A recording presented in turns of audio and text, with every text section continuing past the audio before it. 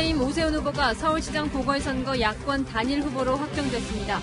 더불어민주당 박영선 후보와의 대결 구도가 확정된 가운데 모레부터 공식 선거운동이 시작됩니다.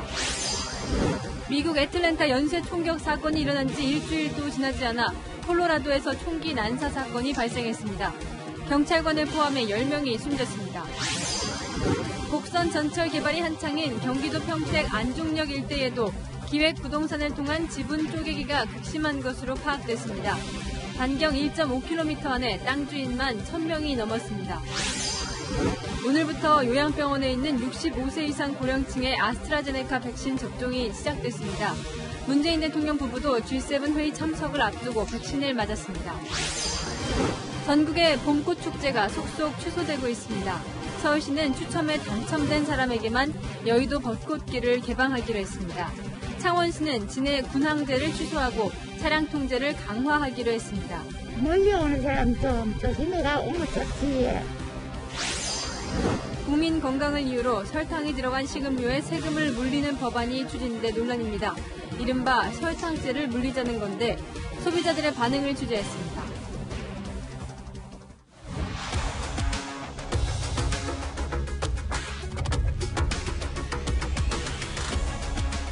뉴스의 동정민입니다. 서울시장 선거를 보름 앞두고 여야 대진표가 확정됐습니다. 오늘 오세훈 국민의힘 후보가 안철수 후보를 누르고 야권 단일 후보가 됐습니다.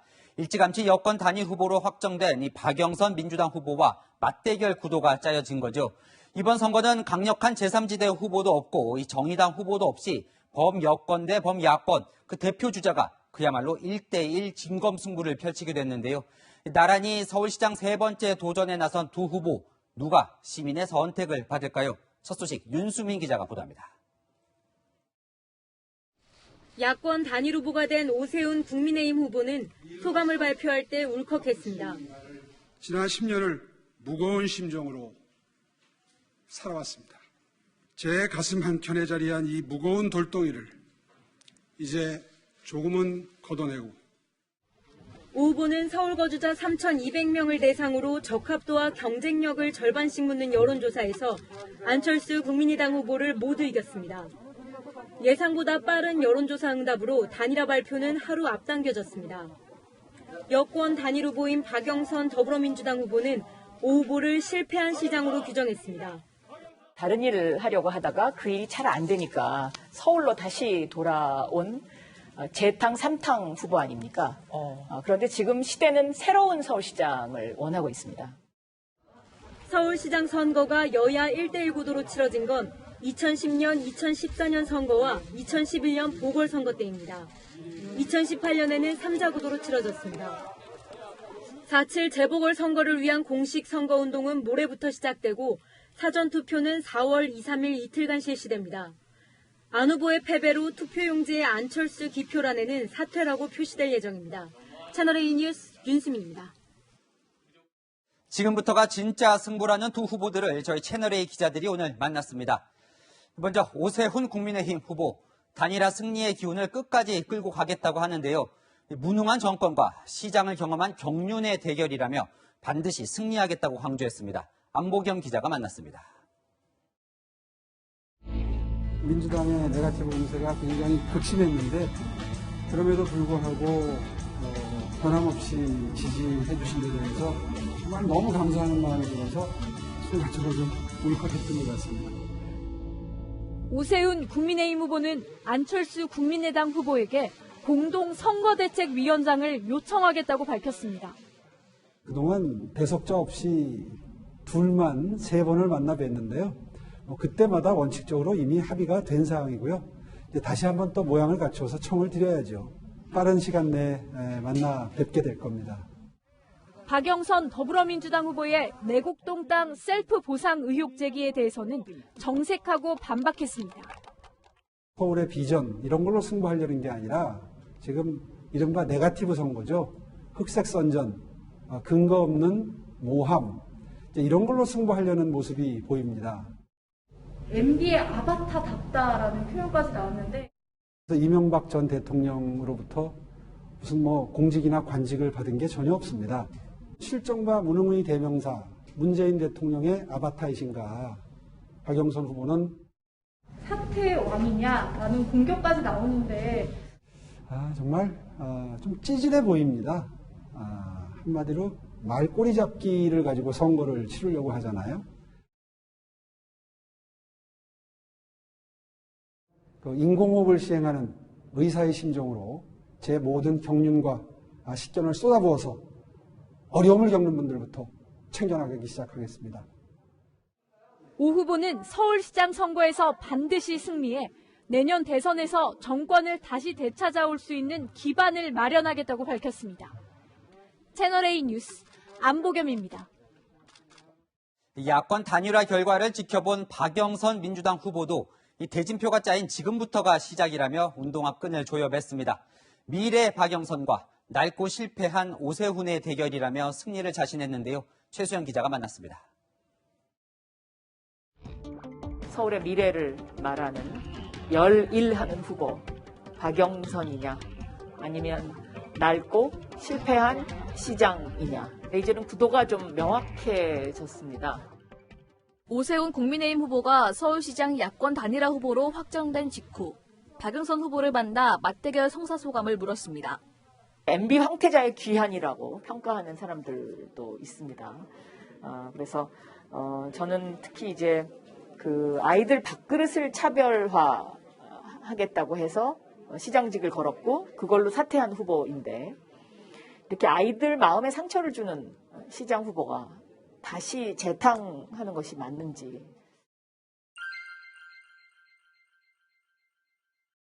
안정적 시정 운영이 필요하고요. 소상공인 자영업자 청년의 마음을 가장 잘 아는 후보 바로 박영선입니다. 오세훈 후보 측에서는 10만 원 공약을 돈 살포하는 거라고 하고 어떤 선점 효과를 뺏겼다고 생각하기 때문에 그럴 겁니다. 내곡동 땅이 흑색 선전이라고 방금 노무현 정부 시절에 허가했다는 그 서류는 허가한 서류가 아닙니다. 계속해서 지금 거짓말하는 거 아니냐. 최근 여론조사에서 야권과 지지율 격차가 벌어진 데 대해서는 밑바닥 민심은 다르다며 승리를 자신했습니다. 많이 응원해 주십니다. 오히려 저한테 꼭 당선돼야 된다고 여기저기서 뛰어나오시는 분들이 많습니다. 서울시가 추진 중인 광화문 광장 재조성 사업은 시민들의 의견을 다시 듣겠다고 했습니다. 채널A 뉴스 최순입니다. 안철수 국민의당 대표 서울시장과는 참 인연이 없습니다. 10년 전에는 후보 자리를 양보했고 3년 전에는 출마했지만 3등으로 낙선했지요. 이번에도 단일화 벽을 넘지 못했습니다. 안 대표는 야권 승리에 힘을 보태겠다며 전진을 멈추지 않겠다고 말했습니다. 이어서 정한희 기자입니다. 안철수 국민의힘 후보는 원칙 있게 졌다며 결과에 승복했습니다. 그러면서 오세훈 후보의 선대위원장직도 맡을 수 있다고 말했습니다. 서로 그렇게 또 합의한 바가 있습니다만 우선 오세훈 후보께서 제게 요청을 해주시면 그러면 저는 당연히 그렇게 해야 되겠죠. 서울시 공동경영에 대해서도 오 후보가 적절한 시기에 말해줄 거라며 답을 기다리겠다고 했습니다. 보궐선거 이후 국민의힘과 합당을 추진하겠다는 약속에 대해선 절차를 밟아나가겠다고 말했습니다. 당의 주인인 당원들의 뜻을 묻는 것이 그게 제일 중요합니다. 윤 전 총장님을 비롯해서 모두 모여서 하나의 범야권 대통합이 이루어지는 것이 바람직하다 그렇게 생각합니다. 안 후보는 결과 발표 직후 오 후보와의 전화통화에서 함께 끝까지 싸우겠다고 말한 것으로 전해졌습니다. 안 후보 기자회견에 오 후보가 참석하는 방안이 검토되기도 했습니다. 안 후보는 조만간 오 후보를 만나 구체적인 선거 협조 방안을 논의할 걸로 알려졌습니다. 채널A 뉴스 정한입니다. 서울시장 보궐선거 대진표가 짜여졌습니다. 야권 단일화 막전 막후까지 취재하고 돌아온 정치부 송찬욱 기자와 이야기 나눠보겠습니다. 자, 단일화 뒷이야기 좀 들어보죠. 자, 오세훈, 안철수 두 후보 이 득표율 차이가 얼마나 났는지 이것도 좀 취재가 됐습니까? 네, 일단 두 개 여론조사 기관에서 각각 적합도 경쟁력 조사를 벌였는데 국민의힘 오세훈 후보가 모두 앞선 것으로 취재가 됐습니다. 두 후보의 득표율 차이도 확인은 됐습니다만 공직선거법상 정당이나 후보자가 실시한 여론조사는 구체적 수치를 밝힐 수 없다는 점 양해 말씀 부탁드리겠습니다. 다만 양측은 결과를 두고 오차범위 밖으로 이겼다, 오차범위 아니었다면 한때 신경전을 벌이기도 했습니다. 구체적 수치는 밝힐 수가 없군요. 네. 그런데 원래 이틀을 예상했는데 하루 만에 여론조사가 끝났어요. 이 긴박했던 조사 뒷이야기도 취재를 좀 했죠. 네, 그렇습니다. 3,200명의 응답을 어제 단 하루 만에 마쳤습니다. 여론조사는 오전 10시부터 시작이 됐는데 4시간여 만에 60대 조사를 마쳤습니다. 당초 하루 만에 채우기 어려울 걸로 보였던 20, 30대도 여론조사 마감 15분 전에 모두 채웠습니다. 국민의힘 경선 때 20, 30대 응답자 수를 채우는데 막판 서너 시간이 걸린 것에 비하면 젊은 층에서도 야권 단일화에 적지 않은 관심을 보였다는 걸로 해석할 수 있습니다. 국민의힘 오세훈 후보와 국민의당 안철수 후보 모두 중도 확장성을 강조해온 가운데 결국 당의 조직력이 성패를 갈랐다는 분석이 나오고 있습니다. 국민의힘 관계자는 제1야당을 통해 문재인 정부를 견제할 수밖에 없다고 국민들이 본 것이라고 말했고, 국민의당 관계자도 여론조사 당일 국민의힘 지지층 결집으로 차이가 벌어진 것 같다고 분석했습니다. 그런데 이 정치권에서는 오늘 숨은 승자가 이 김종인 국민의힘 비상대책위원장이다, 이런 말도 나온다면서요. 그렇습니다. 김종인 위원장은 국민의당 안철수 후보가 이 높은 지지율을 기록하고 있을 때도 심지어 3자 구도에서도 국민의힘 후보가 이길 것이다, 이렇게 내다봤었습니다. 최근 김 위원장이 안 후보와 신경전을 벌였을 때는 김무성, 홍준표 전 대표 등이 단일화 협상에서 빠지라고 공격하기도 했었죠. 하지만 결과적으로 김 위원장의 전략이 적중했다는 당내 평가가 나오고 있습니다. 그런데 이 김종인 위원장 임기가 언제까지죠? 네, 일단 재보궐선거 날까지입니다. 그러니까 다음 달 7일까지죠. 그런데 벌써부터 비대위 연장론이 나오고 있습니다. 오늘 김 위원장 얘기 한번 직접 들어보시죠. 그거는 내가 결심할 사항이니까 딴 사람이 얘기해서 아무 의미가 없죠. 가능성은 조금 열려 있다고 저희가 가능성이 아마 제로라고 생각하면 돼. 네, 일단 이렇게 얘기는 했는데요. 김 위원장 당장 내일 광주 5.18 민주묘지 등을 방문하는 등 본격적인 선거전 지휘를 시작합니다. 서울에 사는 호남 표심을 겨냥한 행보로 보입니다. 자, 어쨌든 이제는 박영선 대 오세훈 이 진검승부가 시작이 됐어요. 네네. 판세는 어떻죠? 네, 현재까지는 국민의힘 오세훈 후보가 더불어민주당 박영선 후보와 양자 대결에서 이제 여론조사상으로는 앞서고 있다는 조사가 나오고 있긴 합니다. 하지만 공식 선거운동 전 여론조사가 실제 결과로 반드시 이어지는 건 아닙니다. 2010년과 2011년에 치러진 서울시장 선거를 보면 이 여론조사 결과와 실제 득표율 간의 차이를 분명하게 보이기도 했습니다. 이 반면에 최근 두 차례 선거죠. 지금 보시는 것처럼 여론조사상 순위가 선거 결과로 그대로 이어지기도 했습니다. 그리고 이번엔 어떨지 궁금한데 이제 선거까지 딱 보름 남았어요. 네. 이제 모레부터 공식 선거 운동도 시작이 되는데 네. 자, 이것이 선거를 가른다. 송 기자가 세 가지를 꼽아봤죠. 네, 일단 여당과 제1야당의 맞대결이 성사가 됐기 때문에 결국은 이 지지층의 결집도가 어떻게 되냐, 이게 가장 중요할 것 같습니다. 투표율이 상대적으로 낮은 보궐선거 특성상 어느 당 지지층이 더 많은 투표소에 가느냐가 당락을 결정할 수밖에 없습니다. 네거티브도 어느 정도 영향을 미칠 것 같고요. 또 안철수 후보가 오 후보를 얼마나 열심히 돕느냐, 이것도 변수 중 하나가 될 것입니다. 강대강 진영 싸움으로 진행될 것으로 보이는 만큼 중도층 표심이 그 어느 때보다 중요해졌기 때문입니다. 네, 여기까지 듣지요. 정치부 송찬욱 기자였습니다. 네. LH 사태 이후 개발 사업과 관련된 부동산 투기 의혹이 그야말로 전국에서 쏟아져 나오고 있습니다. 경기도 평택에 있는 이 임야는 한 필지를 무려 94명이 나눠서 소유했습니다. 서해선, 복선, 전철이 들어오기로 한 지역인데 이른바 기획 부동산이 산 뒤에 쪼개서 되판 겁니다. 이민준 기자가 이 개발지 인근 필지들을 돌아봤습니다. 허벌판에 공사가 한창입니다. 제 뒤에 보이시는 공사 현장이 평택 안중역과 서해선 철도가 들어설 곳입니다. 내년에 공사가 끝나면 여의도에서 안중역까지 1시간 안에 이동이 가능합니다. 2015년 착공 소식이 알려지면서 부동산 값도 요동쳤습니다. 안중역 예정지 반경 1.5km 안에 있는 땅을 살펴봤습니다. 여러 명이 지분을 쪼개서 소유한 53개 필지를 추려봤는데 소유주는 1,055명이나 됐습니다. 8년 전, 5년 전에 전환 땅값들이 사실은 그 영업해도 뭐 8만 원, 12만 원, 30만 원 이랬던 땅들이 개발 자체가 안 되는. 소유주 가운데 상속이나 증여를 받은 사람은 일부였고 대부분 법인에서 땅을 사들였습니다. 현지에서는 적지 않은 법인이 기획부동산 업체에 이용된 것으로 추정하고 있습니다. 철도 공사 현장에서 150m 떨어진 이 땅의 소유주는 94명이나 됩니다. 서울과 부산, 강원 등 소유주가 사는 곳도 전국 곳곳에 흩어져 있습니다.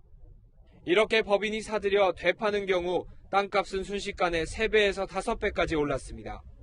개발 호재가 있다며 홍보를 하니 각지에서 매입자들이 몰려든 건데 17제곱미터, 그러니까 5평 남짓한 땅을 1,300만 원에 산 사람도 있습니다. 소유주 중에는 98년생이나 99년생도 있습니다. 거기에 상업적인 애들 음식 희망을 주는 거예요. 그래서 이런 조금 바라고 한 거지. 지자체마다 개발지 주변 투기 의혹을 전수조사하고 있지만 역사나 철도 같은 국책 사업은 조사 대상에서 빠지는 경우가 있어 범위를 더 넓혀야 한다는 지적이 나옵니다. 채널A 뉴스 이민준입니다. 경기도 용인시의 반도체 특구와 관련해서도 여러 가지 투기 의혹이 나오고 있습니다. 경기도청에서 이 반도체 특구의 기업 투자 유치를 담당했던 공무원이 가족 명의로 근처 땅을 산 사실이 드러났습니다. 이곳엔 SK 하이닉스의 반도체 클러스터가 들어오게 되며 땅값이 껑충 뛰었습니다. 박건영 기자입니다. 대문이 부서져 있고 곳곳에 쓰레기가 나뒹 겁니다. 바로 옆집도 잡초가 무성한 폐가입니다. 폐가 세 채와 맹지를 포함한 1,560제곱미터의 땅이 팔린 건 지난 2018년 10월. 수년째 안 팔리다 갑자기 거래가 이뤄져 주민들도 놀랐습니다. 내놓은 데가 꽤 오래됐어요. 근데 안 팔린 거예요. 길이 없잖아. 저 팔고 나서 18년도 말. 그때부터 소문이 들은 거죠. 땅을 사들인 건 이름도 생소한 법인이었습니다. 3.3제곱미터당 거래가는 100만 원이었고 총 거래액 5억 원 중 3억 원은 대출금이었습니다. 100만 원 비싸다고 얘기했던 부분이지. 80 정도가 적당하게 얘기해.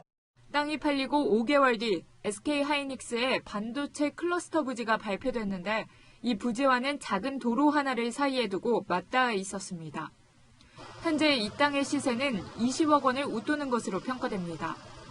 땅을 매입한 법인은 경기도에서 10년간 기업 투자 유치를 담당하던 팀장의 아내가 대표로 해당 팀장도 감사로 등록돼 있었습니다. 땅 매입 시기는 경기도에서 정부의 반도체 클러스터 조성을 건의하던 때와 겹칩니다. 해당 팀장은 현재 공무원을 그만두고 투자 유치 컨설턴트로 일하고 있습니다. 경기도는 미공개 정보를 이용한 투기성 매매일 가능성이 있다고 보고 팀장을 부패방지법 위반 혐의로 고발했습니다. 채널A는 해당 팀장의 입장을 들으려고 수차례 전화했지만 연락이 닿지 않았습니다. 채널A 뉴스 박건영입니다. 정부와 여당은 공직자의 부동산 투기 이익을 환수하겠다고 엄포를 놓았죠. 그래서 이른바 LH 방지법을 만들었습니다. 그런데 저희 취재진이 자세히 살펴봤더니 이번에 문제가 된 LH 직원들은 해당이 안 됩니다. 이현수 기자가 보도합니다. 일명 LH 방지법이 본회의 처리를 앞두고 있는데 정작 투기 의심자 LH 직원들에겐 적용이 안 되는 것으로 나타났습니다. 투기 공직자의 최고 무기징역형 등 처벌을 강화하고 부당 이득을 몰수하는 내용이 담겼지만 소급 적용을 하지 않기로 했기 때문입니다. 지난 18일 국토위 소위에선 3기 신도시에 땅 투기를 한 LH 직원들의 재산을 몰수해야 한다는 주장이 나왔습니다. 하지만 조홍천 민주당 의원이 소급 적용이 되는 건 친일 재산이라든가 부패 재산 몰수 같은 것이라며 반대하자 결국 소급 적용은 빠졌습니다.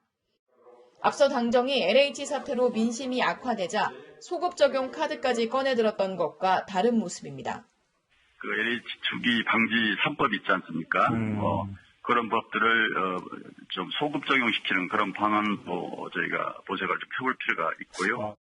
부진정 소급 입법을 통해서 아직 이익이 실현되지 않는 경우에도 이렇게 가능한지에 대해서 여러 가지 검토를 하고 있습니다.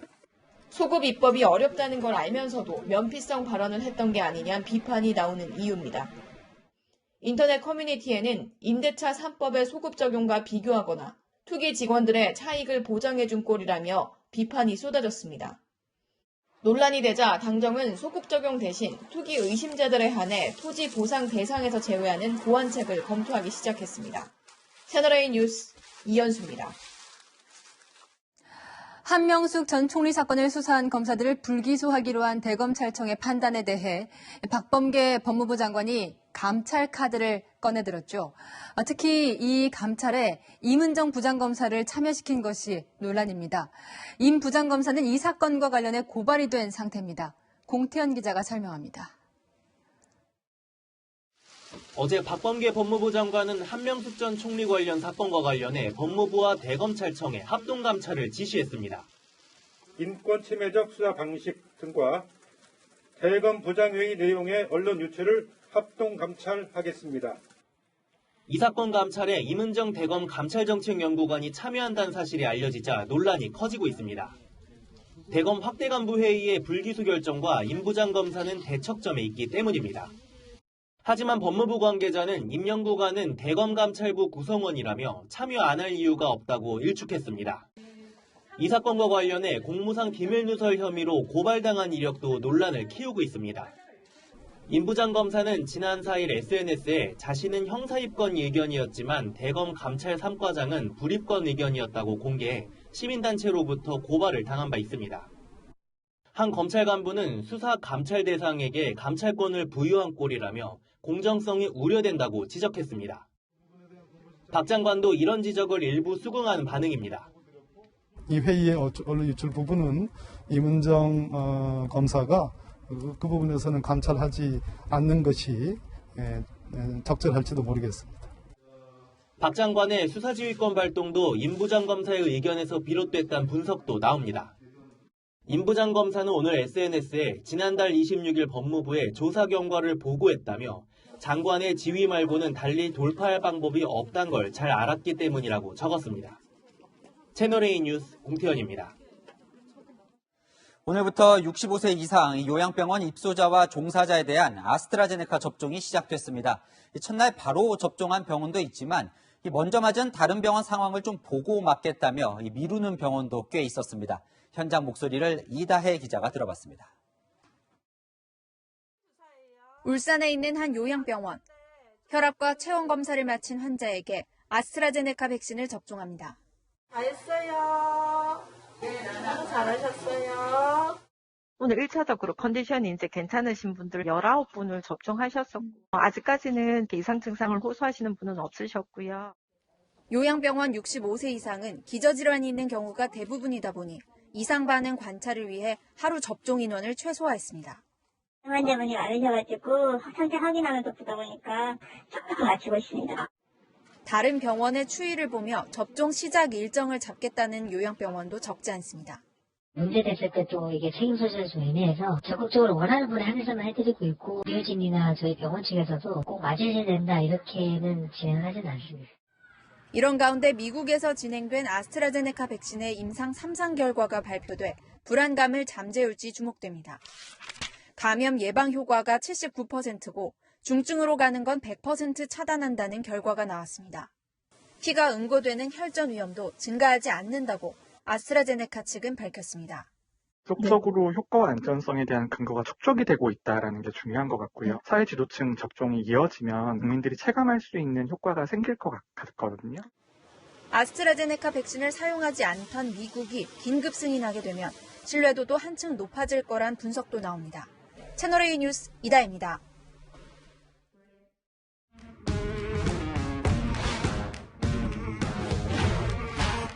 열악연한 정치부 이동훈 기자와 함께합니다. 첫 번째 주제 보여주시죠. 네. 자, 누구 팔을 걷었을까요? 문재인 대통령입니다. 오늘 아스트라제네카 백신을 맞았습니다. 오늘부터 이제 65세 이상 아스트라제네카 접종이 시작됐는데 네. 69세인 문재인 대통령이 1호로 맞은 거죠? 네, 부인인 김정숙 여사와 함께 접종했는데요. 접종 영상 먼저 보고 오시죠.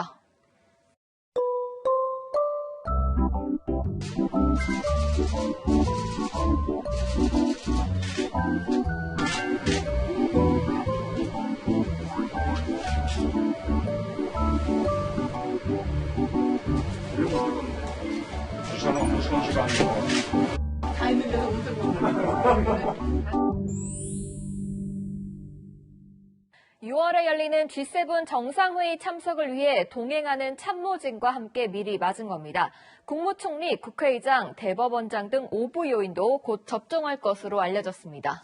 네, 이 다른 해외 정상들도 보면 이 대부분 백신을 공개 접종했지요? 네. 자, 그런데 야당에서는 이 대통령 백신 접종을 비판하는 목소리가 나왔다면서요? 네, 국민들은 맞고 싶어도 백신 보릿고개에 허덕이고 있다고 날을 세웠는데요.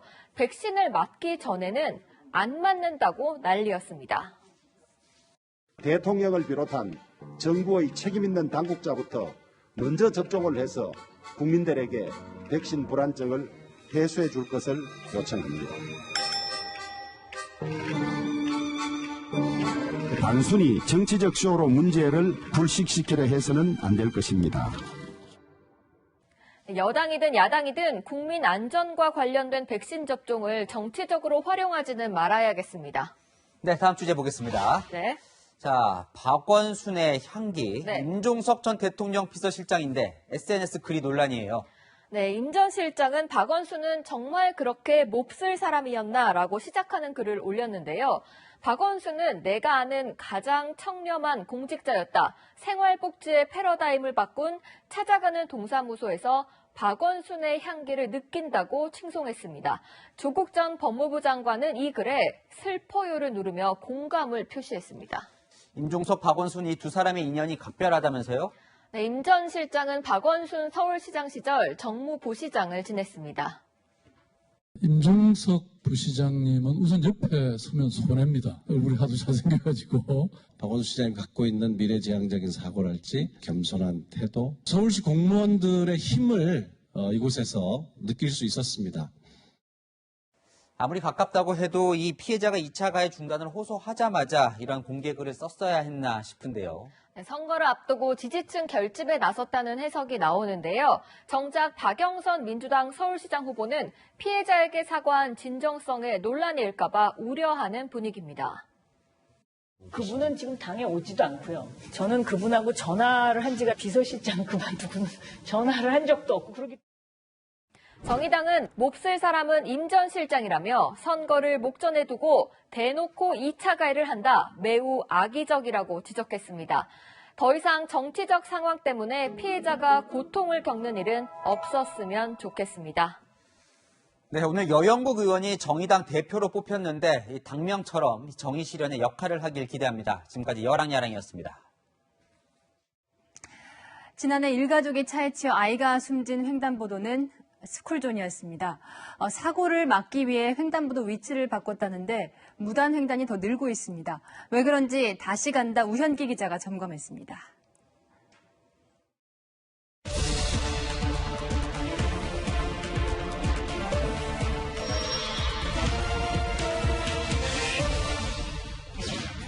유모차를 끄는 여성이 자녀들과 함께 신호기가 없는 횡단보도를 건넙니다.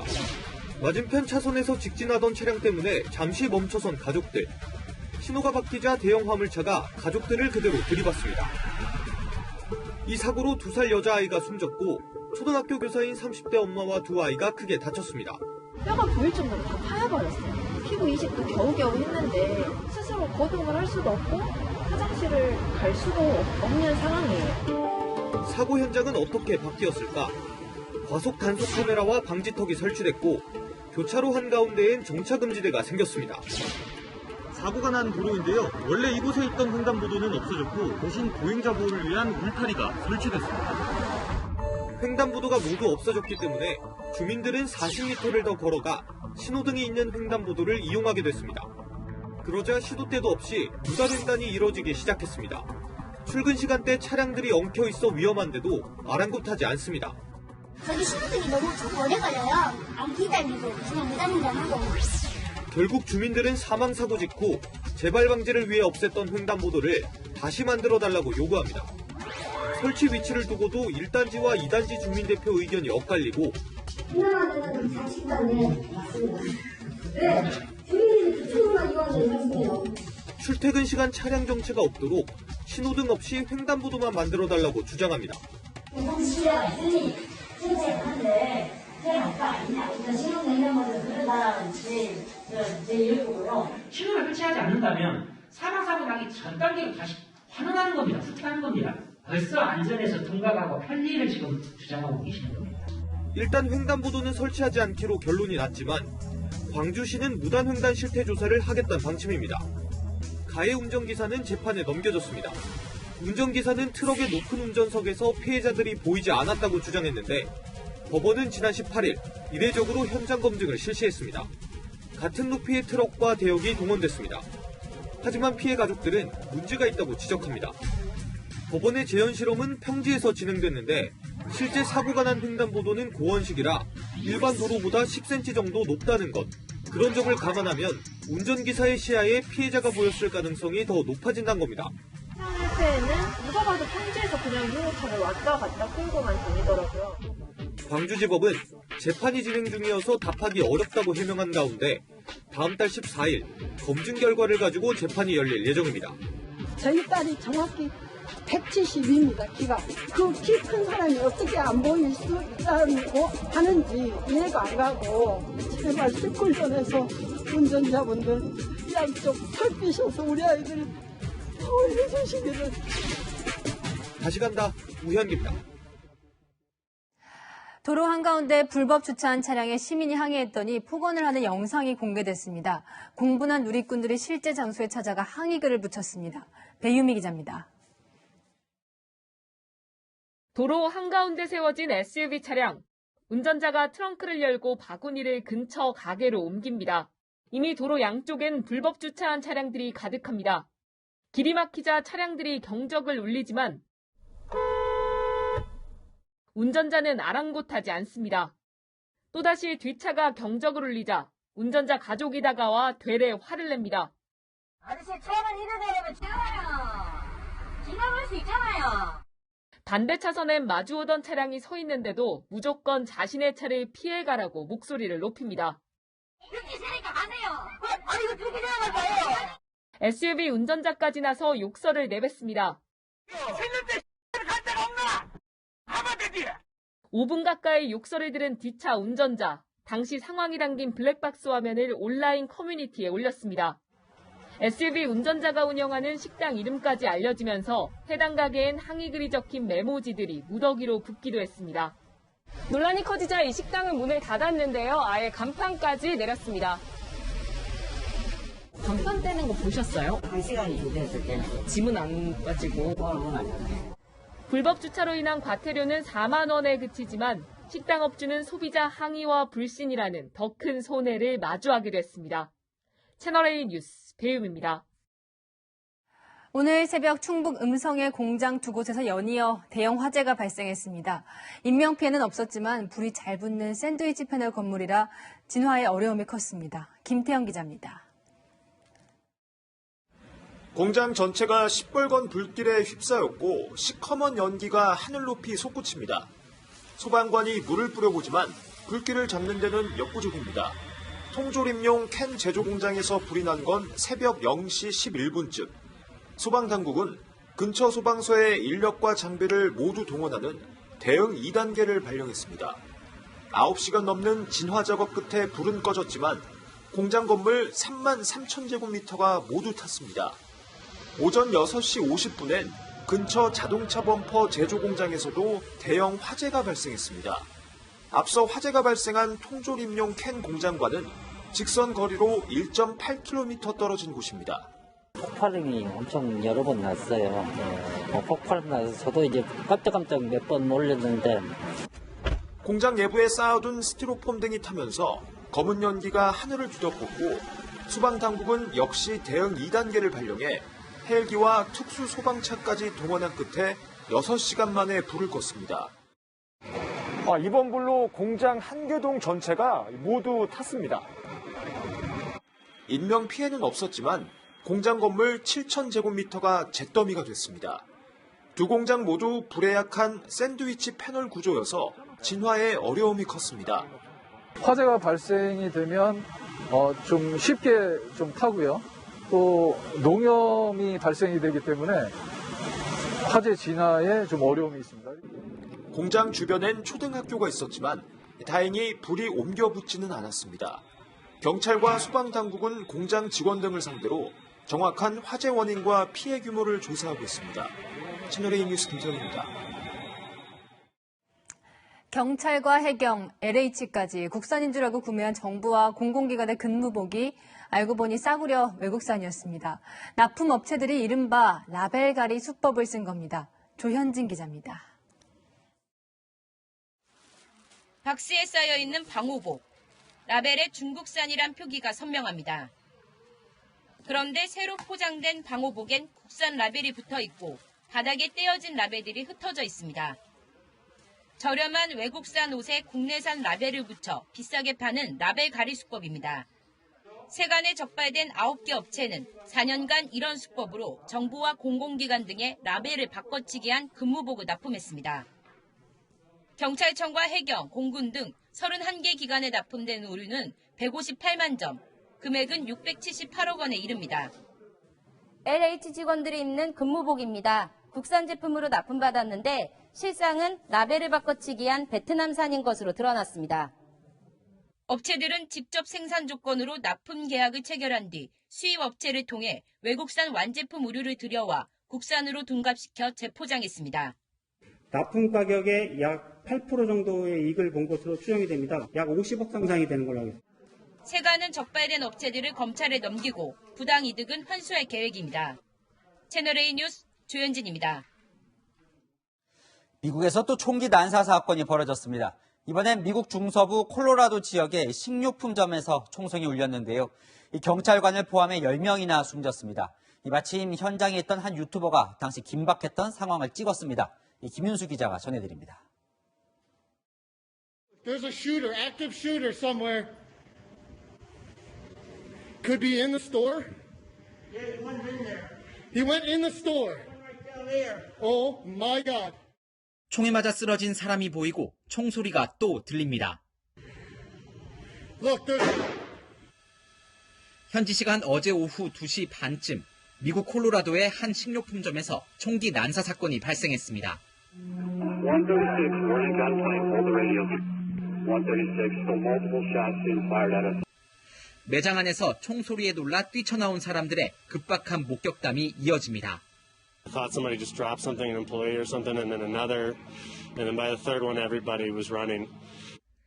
긴급 출동한 특수기동대가 총격범과 대치합니다. The entire building is surrounded. I need you to surrender now.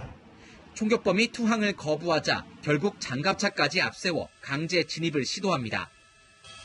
사건 발생 1시간 뒤 웃옷을 벗은 채 다리에 피를 흘리는 남성이 수갑을 찬 채 매장 밖으로 끌려 나오는 모습이 현지 방송에 포착됐습니다. 하지만 경찰은 체포된 용의자인지 확인해주지 않았고 신원 역시 밝혀지지 않았습니다. 총기 난사로 희생된 10명 가운데 현장에 출동한 경찰관도 포함됐습니다. Officer Talley responded to the scene, was the first on the scene, and he was fatally shot. 콜로라도주에선 끔찍한 총기 난사가 반복되고 있습니다.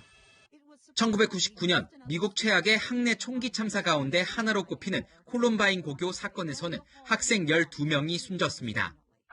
2012년 영화 배트맨 시리즈가 상영되던 극장에서는 조커를 모방한 20대가 총기를 난사해 12명이 목숨을 잃었습니다. 채널A 뉴스 김윤수입니다. 애틀랜타 총격 사건 이후 미국에선 아시안 중호범죄를 멈춰달라는 시위가 확산되고 있는데요. 그런 시위대를 또 위협하는 2차 가해까지 벌어지고 있습니다. 아시아인 때문에 코로나가 퍼졌다고 비난하는 사람을 실제 본 적이 있다. 미국 국민 4명 중 1명은 이렇게 답했습니다. 메릴랜드에서 김정환 특파원이 보도합니다. 팻말을 들고 길을 건너는 아시안 증오범죄 규탄 시위대를 향해 검은색 차량이 경적을 울리며 위협합니다. 차를 돌리고 다가와 욕설도 내뱉습니다. SNS를 통해 차량 번호 등이 알려졌고 남성은 경찰 조사를 받고 있습니다. 뉴욕 지하철에서 욕설과 함께 무차별 구타를 당한 60대 아시아계 남성은 얼굴이 피로 물들었고 샌프란시스코에선 얼굴을 가격당하고 핸드백까지 빼앗긴 여성이 일행을 쫓다 도주 차량에서 떨어져 크게 다쳤습니다. 아시아계를 향한 증오 범죄가 잇따르자 레리 호건 메릴랜드 주지사와 한국계 부인 유미 호건 여사는 한인 밀집 쇼핑몰을 찾아 안전을 당부했습니다. 좀 안전을 위해서 좀 혼자 외출하는 건 지금 현재는 조금 그렇잖아. 그때 9/11 나고 무조건 다 돌멩이질했잖아요. 무슬람 무조건 똑같은 상황이에요 지금. 호근 여사는 또 애틀랜타 연쇄 총격범이 아시아계를 겨냥했다고 주장하는 등 미 전역에서 증오 범죄라는 의견이 빗발치고 있습니다. 그러나 수사당국은 아직 증오 범죄 여부를 결론짓지 못하고 악의적 살인과 가중폭행 혐의를 받고 있다고만 밝혔습니다. 추가 증오 범죄를 예방하기 위해서는 보다 강력한 신고 정신과 메릴랜드뿐만 아니라 미 전역으로의 연대가 필요하다는 전문가들의 지적입니다. 메릴랜드에서 채널A 뉴스 김정환입니다. 네, 설탕세, 말 그대로 설탕에 붙이는 세금입니다. 그러니까 설탕이 많이 들어간 음식엔 국민들의 비만과 당뇨병을 막는다는 이유로 세금을 더 부과한다는 건데요. 외국에 있는 이 법이 국내에서도 발의됐습니다. 사실상 증세 방법이라는 비판도 나옵니다. 홍유라 기자가 취재했습니다. 식품의약품안전처의 설탕 줄이기 캠페인 영상입니다. 습관처럼 먹은 약설탕은 몇 개일까? 여림 잡아 너가 먹은 설탕은 아마 24. 이처럼 설탕 먹는 걸 줄여서 건강한 식습관을 만들자는 정부의 노력은 계속되었습니다. 하지만 이런 설탕이 들어간 음료에까지 세금을 매기자는 법안이 발의되면서 논란은 확산되고 있습니다. 법안에 따르면 설탕이 많을수록 부담금도 오르는 구조인데 100리터 기준 당 20kg을 초과하면 28,000원이 매겨집니다. 이를 시중에 판매하는 250ml 음료수로 따져보면 당 27g이 들어있을 때 세금 27원이 붙는 겁니다. 치사해서 안 먹을 것 같아요. 안 그래도 세금 많이 뜯어가는데 거기까지 세금을 붙인다는 게 조금 국민들이 이해할지 모르겠네요. 국민 건강이나 이런 걸 생각했을 때는 취지는 되게 좋은 것 같은데 이게 가격이 오르거나 하면 이 부담이 다 소비자에게 전가되는 건 아닐까 걱정이 좀 돼요. 실제 음료업계에선 설탕세 도입 논의에 음료 가격부터 걱정합니다. 아무래도 세금이 부과된다면 가격 체계에 영향을 미치기 때문에 이 점이 기업 입장에서는 또 하나의 과제가 될 것 같습니다. 국회 입법조사처 보고서에서도 조세 저항과 음료 산업계의 반발 가능성을 지적한 만큼 국내 설탕세 도입까진 충분한 의견 수렴과 사회적 합의가 필요해 보입니다. 채널A 뉴스 홍유라입니다. 벌써 봄꽃이 만개한 곳도 많습니다. 마음껏 즐기고 싶은 마음이지만 올해도 코로나 때문에 벚꽃 축제들이 속속 취소되고 있습니다. 서울시는 아예 추첨으로 일부 시민을 허용하기로 했습니다. 김설혜 기자가 취재했습니다. 도로 양옆으로 벚나무가 줄지어 서 있습니다. 금방이라도 꽃을 피울 듯 꽃망울이 맺혔습니다. 4월 초가 되면 벚꽃이 피기 시작하지만 여의도 벚꽃 축제는 열리지 않습니다. 코로나19로 지난해에 이어 올해도 축제를 취소했습니다. 영등포구는 다음 달 1일부터 12일까지 제가 서 있는 이곳 여의서로 벚꽃길 1.7km 구간을 전면 통제합니다. 대신 추첨으로 일부 관람객을 받기로 했습니다. 다음 달 1일부터 8일까지 온라인으로 사전 신청을 받아 관람객을 추첨합니다. 당첨된 사람들은 다음 달 5일부터 일주일 동안 정해진 시간에 벚꽃길을 거닐 수 있습니다. 오전 11시부터 1시간 30분 간격으로 하루에 7번 입장하는데 한 번에 99명씩 관람이 가능합니다. 소외계층과 노약자를 위한 별도의 관람 시간을 제외하면 일주일간 3,500명 정도가 관람할 수 있습니다. 야외에서 하는 이벤트이기도 하고 또 인원 제한을 하고 방역을 철저히 하면 괜찮다고 생각이 들어요. 벚꽃 명소를 폐쇄하지 않기로 한 지자체들은 대신 방역에 힘을 쏟기로 했습니다.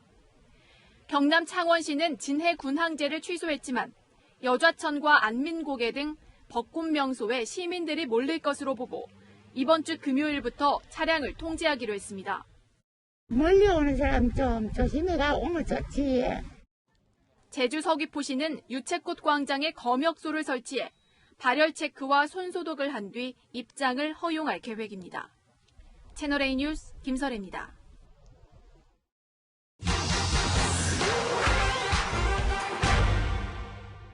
보건당국이 코로나19 백신 이상 반응 2건에 대해 접종과의 인과성을 인정했죠. 아스트라제네카 백신을 맞은 뒤 급성 알레르기 반응인 아나필락시스가 온 사례와 경련, 고열을 겪은 사례였는데요. 이 백신 맞고 부작용이 생겼을 때 보상 절차와 기준은 뭔지 확인해봤습니다.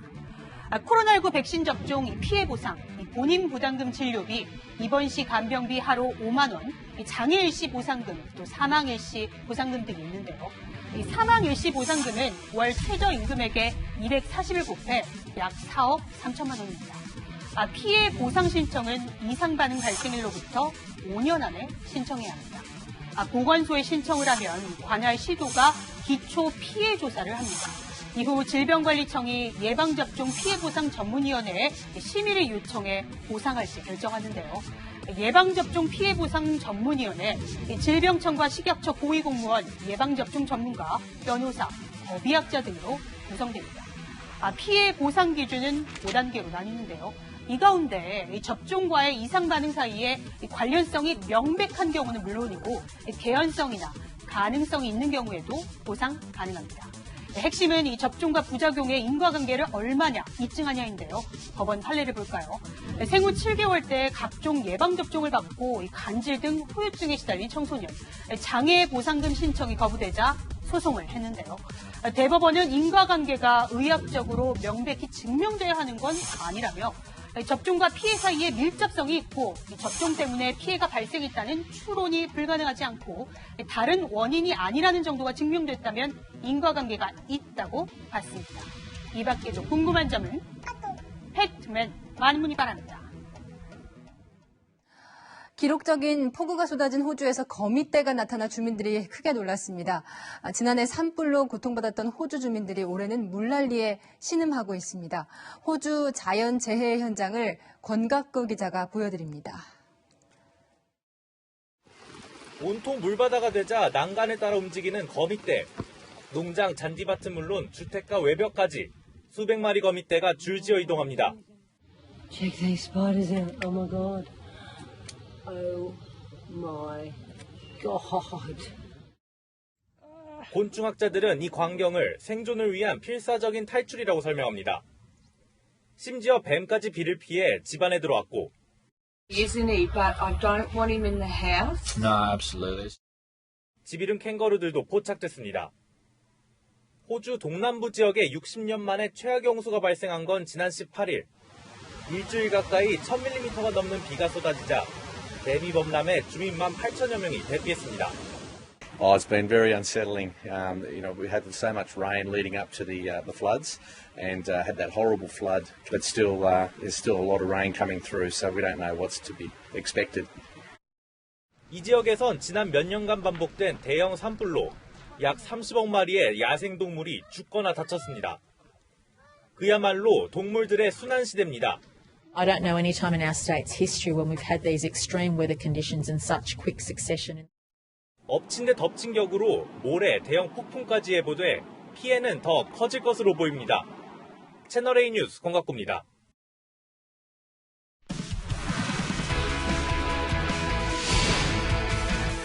안녕하세요. 스포츠 뉴스입니다. 프로농구 KT만 만나면 힘들어하는 팀이 있습니다. KGC 인삼공사인데요. KT 때문에 구단 보너스를 2번이나 못 받았습니다. 오늘은 어떨까요? 현장으로 가보겠습니다. 김태욱 기자. 네, 말씀하신 대로 올 시즌 5번 중 3번이나 연장 승부를 벌인 두 팀, 보너스 때문에 악연이 있는 팀입니다. 그런데 오늘은 KGC의 썰린저가 맹활약하면서 이 쿼터가 끝난 지금 47대 27로 크게 앞서 있습니다. KGC는 동기부여를 위해 라운드별로 5승 이상을 거두면 선수들에게 성과급을 줍니다. 지금까지 3번은 받고 2번은 놓쳤는데요. 놓친 2번 모두 마지막 경기에서 KT에게 가로막힌 겁니다. 특히 맞대결 때마다 펄펄 날았던 KT 허운이 가장 얄밉습니다. 그냥 적이죠, 적. 주적이라고 아마 다들 느낄 겁니다. 훈이를 넘어서야, 훈이를 잘 막아야 또 저희가 이길 수 있을 거 생각을 해서. 팀 상황이 좋지 않아서요. 양보를 못 해줄 것 같아요. 이번 라운드도 그것도 한번 저희가 뺏어가도록 하겠습니다. KGC는 최근 영입한 설린저의 활약에 기대가 큽니다. 미국 NBA에서 5시즌을 뛰었을 만큼 한국에서도 차원이 다른 경기력을 선보이고 있습니다. 설린저가 적응을 마치자 다른 선수들도 살아나고 있어 오늘만큼은 KT 징크스 탈출을 자신하고 있습니다. 지금까지 안양에서 채널A 뉴스 김태욱입니다.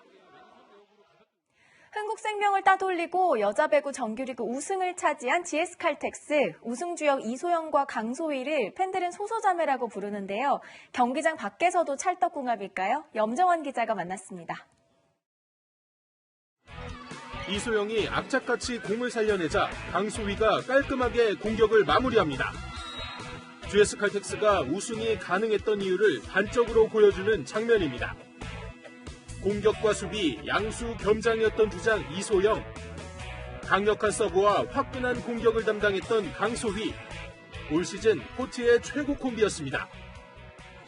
이제 남은 건 챔피언 결정전. 흥국생명이냐 IBK 기업은행이냐, 상대는 내일 결정됩니다. 어느 팀에 따라 대비를 좀 더 하고 올라온 팀에 좀 잘 맞춰 싸우겠습니다. GS칼텍스가 챔피언 결정전까지 우승하면 코보컵과 정규리그까지 합쳐 사상 첫 3관왕을 달성하게 됩니다. 욕심은 좀 나을 수밖에 없는데 지금 이 멤버들이랑 함께 이제 GS 역사에 딱 한 줄 좀 새기고 싶어요. 경기장 밖에서도 찰떡 콤비일까 돌발 게임을 해봤습니다. 긴장지. 하나, 둘, 셋. 진짜? 하나도 안 맞는데. 이러니까 여러 가지 같이 먹을 수 있는 거예요. 다른 걸 먹어야지 함께. 식성은 다르지만 억지로 우기는 건 역시 찰떡 콤비였습니다. 대망의 챔피언 결정전은 26일 개막합니다. 경기장에서 만나요. 채널A 뉴스 염정원입니다. 오늘 오후 1시에 한반도 위성사진입니다. 동쪽 지역을 중심으로 황사가 관측된 모습을 볼 수 있는데요. 오늘 강원과 경북 등 동쪽 곳곳에는 미세먼지 주의보가 내려졌고요. 그 밖에 전국도 한때 미세먼지 농도 나쁨 수준까지 올라 공기질이 좋지 못했습니다. 다행히 오늘 밤부터는 대기 확산이 원활해지면서 먼지가 차츰 해소되겠고요. 내일 전국의 미세먼지 농도 보통 수준을 회복하겠습니다.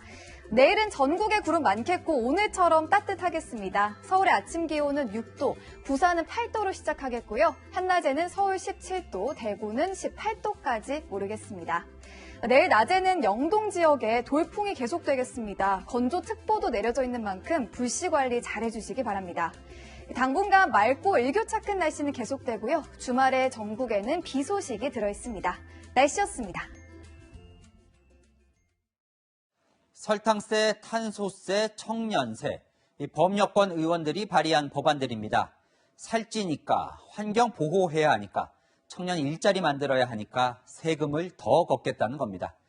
취지는 좋지만 집값 잡겠다고 세금 올렸는데 집값은 못 잡고 국민 부담만 커진 부동산 생각하면 우려도 됩니다.